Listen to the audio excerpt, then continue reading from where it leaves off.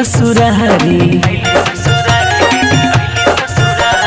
मिली जवनिया ये जीजा भर थारी जीजा साली का होली बेशरम होगा।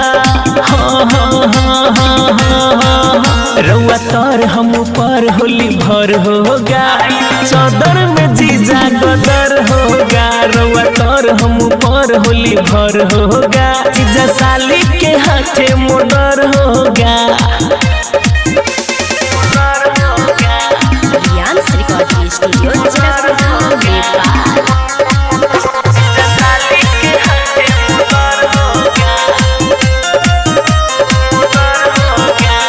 खान पीन ठीक होई राखब राउर मन जी होली में जीजा होई दाना दान जी। खान पीन ठीक होई राखब राउर मन जी होली भर जीजा होई दाना दान जी। डियर साथे साली डियर होगा।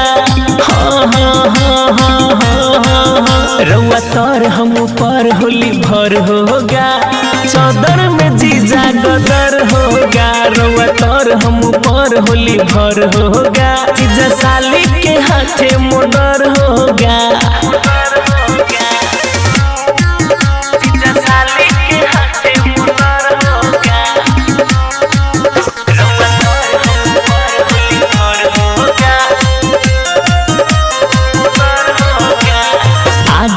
पाछा ए जीजा जी डली हम गलिया पलाल रंग धोके तू मोली